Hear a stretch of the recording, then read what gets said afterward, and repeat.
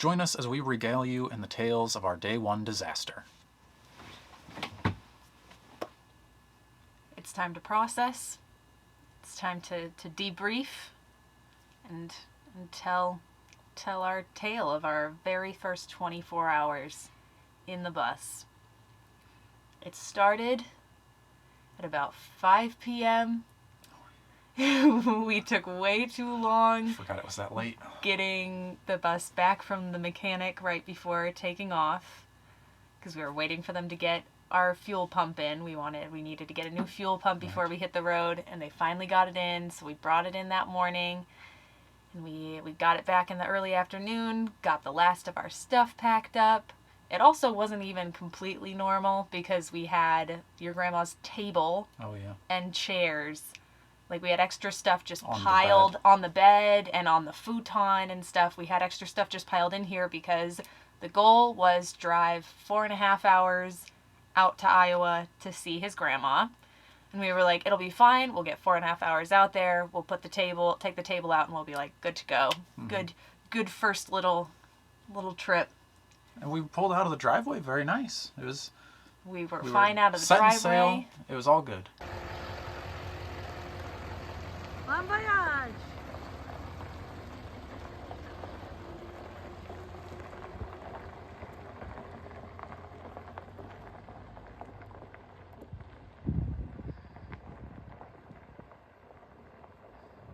We enjoyed cornfield views for quite a while. We had plenty of sun. We were doing good. We knew we'd be driving in the dark, but we were like, it'll be fine. Not a big deal, especially because we were going to spend the majority of the time on the highways, and we really did.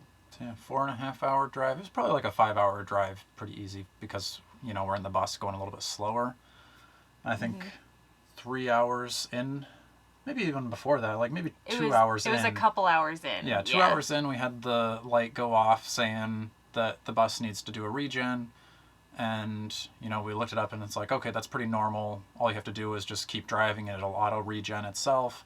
And that's, I don't know, you can probably explain the regen, what that even is, because go ahead. So, we have a 2009. It's the last year that they did diesel particle filters without having diesel engine fluid. So the particle filter collects all the soot and grossness from the engine, and then it burns it all off so that we're only kicking out CO2 and we're not kicking out other gunk. Better emissions for the world around you. We were kind of aware of these details, but very much told, it just happens in the background. You don't need to worry about it. So when the orange light came up on the dash saying you need to regen, we were like, okay, isn't that just supposed to happen? So we were going down the road. It'll be fine. Let's just get the RPMs up a little bit. Maybe that'll make it do it. Checking all of our gauges, and nothing seemed super amiss to us yet. And it wasn't happening. It didn't seem like anything was changing.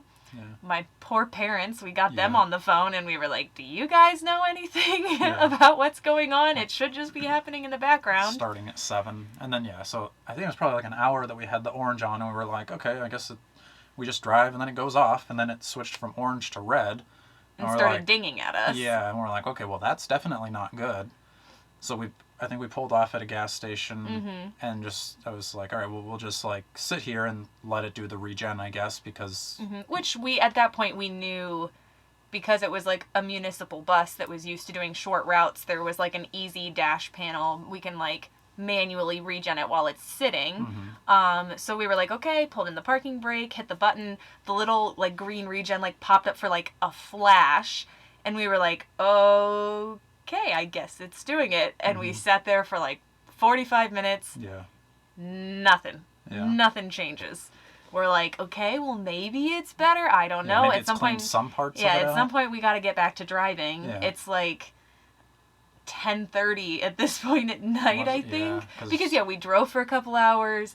We spent an hour driving, being like, is it happening? Is it happening? We pulled over, figured out how to do the regen, gave it so long to try to regen. I think we tried multiple times, actually, to manually regen it while it was sitting. And it just wasn't happening. We probably only made it another not even 30 minutes down the road to Yeah. then it started like dinging again. So we're like, all right, we got to pull off. Because before it would like, the dinging would stop. Like it wouldn't be like alerting us anymore, but it was still red. So we're like, all right, well, as long as the alarm's not going off, maybe we can keep driving. Yeah, But we were like, let's just, like, if we can just make it out to Iowa, we'll check it out there. So then I think that might have been the first time, like once it started setting the alarm off again, I think that's when it put us in low power mode. Yeah, then the little engine with the arrow popped up on our dash Yeah. and put us in low engine mode.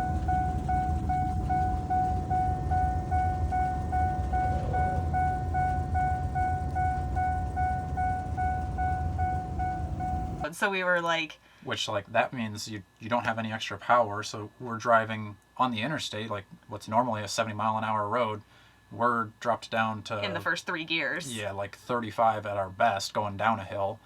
So we pulled off on the exit because we were only 2 exits away from where we were gonna stop. So we pulled off the exit before and like let it Yeah, sit. we weren't to Iowa and to your grandma, but we were Right. like, let's just get to the truck stop. There was Right. like a truck stop that we knew we would be like safe, and we could like reach out to the mechanics in the area in the morning. And nope, we were several exits away and pulled over on the shoulder of an exit.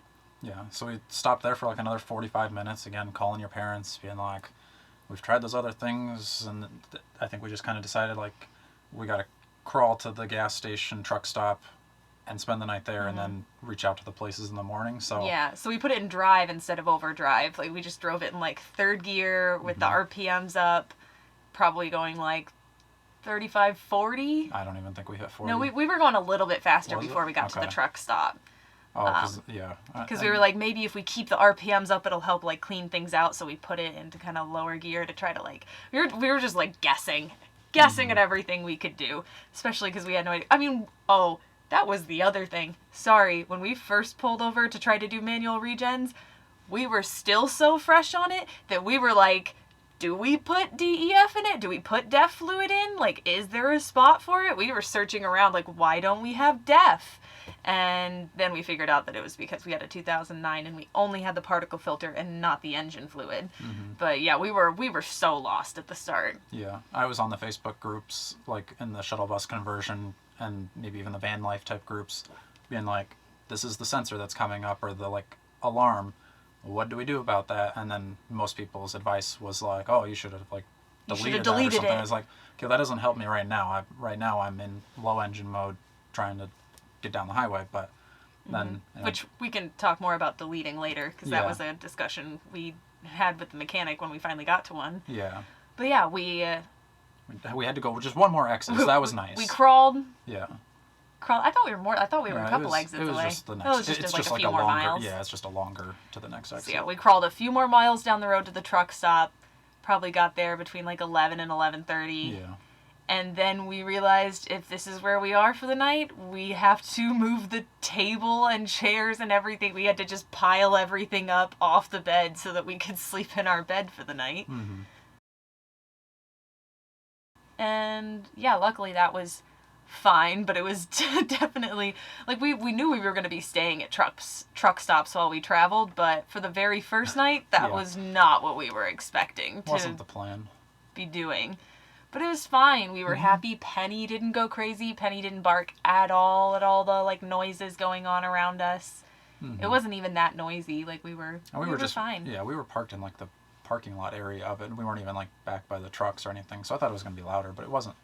It wasn't too bad. But then we were really close. Like, you could see from that parking lot where we were, there was like a truck repair shop. There was another one across the street from that. I think we had gone there. As soon as we woke up in the morning, we're like, okay, we just have to go across the street and they'll be able to fix us. And then we get in and they're like, sorry, the bus is too small. We only work on bigger things, like I think semis and like large tractors.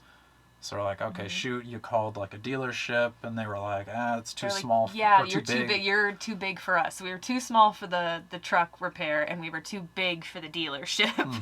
So we were starting to panic a little bit because we were like, okay, is there going to be anybody in the area that can even just plug in? Because we just wanted them to plug in and tell us what the issue was. Right. Because we have yet to get like a snap plug-in. Uh-huh. And then your uncle recommended the shop that was in Ottumwa, about 42 miles, I think, Yeah. was what we were looking at. We had to get 42 miles. So we were talking with a mechanic on the phone, and he was like, it's gonna suck. Yeah. Well, I had called other places before that even too that were closer to us, and they were like, "Oh, yeah, you could bring it here, we can fix it, but we won't get to it for 10 days." And I was like, "Well, we're trying to be on the road. We want to be out in Maine in like 10 10 days." days." So I was like, "I can't have you starting on it when we need to be halfway across the country." But the shop that was 42 miles away said we can look at it tonight. Yeah. Well, that was kind of funny because Oh, yeah. I talked to the other place and they're like, "Oh, yeah, 10 days." And then like this place, he kind of gave me that same initial like, I was like, "Can you do it today, or what's like the soonest you can?" He's like, well, it'd be after dinner." I was like, "That's fine. You can do it after dinner." And I don't know. Well, he said, didn't he say? Yeah. He 'Cause said I after didn't know dinner, what dinner and meant, it's also like- Iowa, so you don't know Yeah. whether dinner means lunch or dinner means like supper. Right. But I was like, either way, that's today, so we'll get it there. And because we didn't know if we were gonna like blow the engine up if we're driving it for Yeah. 45 miles in So low that engine mode. So that was the nice thing talking with him is he was like, it's gonna suck. You're gonna be like a tractor hauling grain like down the side of the road, which is exactly what we experienced. 42 miles of like anywhere from like 15 to 25 miles an hour. At one point we went 5 miles an hour getting up a hill. That was stressful. That was because scary. It was a super steep hill, and like at that point, like yeah, we maxed out at 25 miles an hour, but then going up there, you don't get any extra power. We were going down to like 10, 5. I was looking around to be like, what side roads or parking lots can I, like if I start crawling backwards, where am I going to like be able to put us in so I don't go all the way back down this giant steep hill? And so that was where I was stressed the most. But we crested the top and Yeah. kept going. The speed introduced a new road trip game for us, Yeah. which was caterpillar counting. Mm-hmm. I don't know what it is about this season in Iowa, but the caterpillars are out sunbathing, crawling across the roads. Every single one seems on a mission to get across the road, these little fuzzy caterpillars, and we were crawling slow enough that we counted probably 40 plus of them Oh, easy. on Yeah. our drive. Just one by one, little caterpillars. You'd never know that if you were going 55 miles No, an hour. you but- don't know when you're going highway speeds that there's actually caterpillars all over the roads. Yep. So Maybe it's not even a season. Maybe it's an all year round. There's always caterpillars and we just never know. yeah, maybe because it was like during like grain time, they were cutting down all the cornfields, and they were trying That to makes find another sense. cornfield to get to. But yeah, we counted a lot of caterpillars. Not to mention, we went 42 miles. It took us an hour and a half, 2 hours? Probably 2 It hours. was really close to the 2 hour It mark. should have only been like an hour at most. Yeah, so it was about 2 hours Yeah. almost to get to this shop. And the entire time, the alarm is dinging and there's no way to stop it. So it is telling us, you're in low engine mode, you need to regen right now, you need to get to a dealership, like all those lights are on, and it is ding, ding, ding, ding.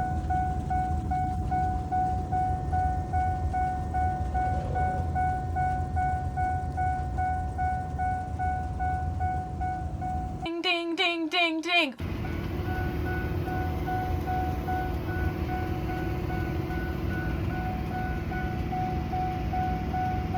For 2 hours.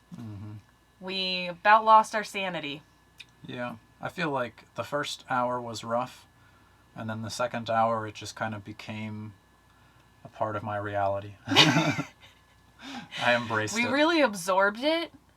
Where we maybe started to lose it the most was at the shop when we had to have it on after they had worked on it for a while and we were testing a regen, and it was taking forever for that too. Then I at that point I started having a dance party to the dinging. That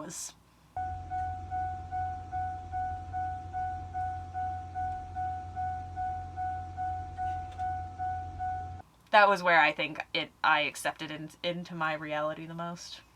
I think also it was pretty good timing for that to happen, because that was like, it was day ones, but it's still peak stress of trying to drive a partially broken down bus, and we just like built our whole lives in this bus, and it's broke down, so my stress is at a max.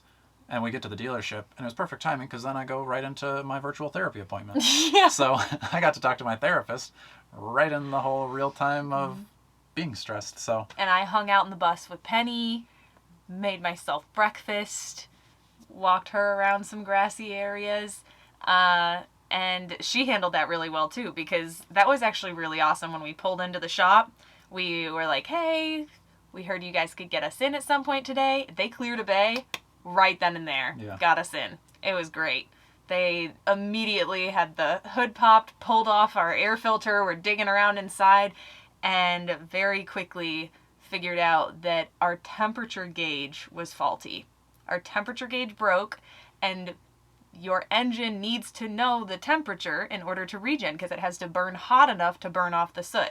So without our temperature gauge working, the regen couldn't even start, which is why we kept thinking that it was starting. It would flash green, and then it would cut itself off because it couldn't regen when it couldn't figure out what temperature it was. So that was a simple $25 sensor and a couple hours of labor. yeah, and yeah, that they were super fast about it, and because we were looking up how much it would cost to replace the whole system, and it was like if it was $1,000 to the $3,000 or something like that. Yeah, because it was. I think in buses like this, it's typically the injector that injects a little bit of diesel into the particle filter to burn the soot off. That is known for having issues, and if that fails, I think it can be more costly. Yeah.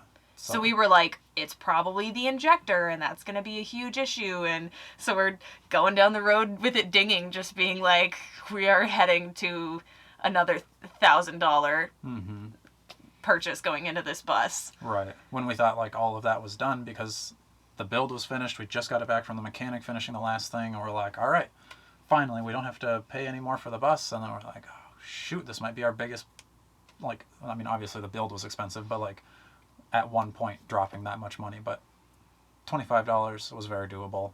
And they were very nice because, yeah, they only charged us for like the couple hours of labor, because then we were there for like another like hour and a half, 2 hours while we were letting it get up to temperature, and they were trying to like force that final like regen to get us started and like back on the right track. They had to like trick the computer to like get it to start regenning, because it was telling them like, bring it to a dealership, and they're like, we basically are the dealership right now. We got to get this to work. So they got it to work. We regened. It sounded like a spaceship taking off. Like a spaceship taking off. When it's doing a manual regen while you're parked. And we were like, well, we would have known if it was regenning, because that was loud and hot and smelly. So we were like, there we go. Now we know what it looks like in the future. So you had mentioned we were considering, or we had seen a bunch of comments on Facebook and YouTube, and people were saying to just delete what is it? The DPF. The DPF whole system. And, you know, we kind of knew that you're not supposed to do that, so we ended up not doing it, but, you know, we still wanted to, like, check with the mechanic, because they obviously know more than us, and we were kind of like, hey, I know you're not supposed to do this thing, but would you want to do this thing? Because it seems like a lot of people do. Yeah, we had gotten such vague information on, like, do people do it? Is it, like, really that bad if you do it? What are the consequences? Like, nobody would really tell us anything. The people online who had deleted were very adamant about deleting theirs, but then anybody who hadn't was like, that's a terrible idea. So it's a very divided issue. And he was just kind of telling us, like, each state's a little bit different, of like, some states are way more strict, some states don't care as much. But he was saying, like, technically, if you do a delete, then it's illegal for the mechanics to work on it. So, you know, if you're going to take it to a mechanic and they do the delete for you, they probably don't care. They're going to keep working on your machine. But we're traveling. Yeah, we're going all over the country. So, you know, if we break down in a state that's more strict, or even just another town, and we need them to work on it, if they're going to be more strict on it, then they're just going to tell us that they can't work on our bus. And this already proved that we're too big for some places, too small for other places. Like, we already had to kind of find the right mechanic for us. So if we find the right mechanic and then they're like, well, we can't work on it because we see that you did a delete on your DPF, that's just like limiting our options too much. Yeah. So we left it, and they were able to fix it, and we haven't had any issues since. So that's been good. And going down the road now, we've seen it do its automatic regen usually about 2 times per gas tank. Per tank of gas. So we know that it's working now, so that's... And we've been tracking like how long it typically takes. We're way more aware of it now than we Right. probably need to be. Yeah, for sure. But yeah, it taught us a lot in those first 24 hours.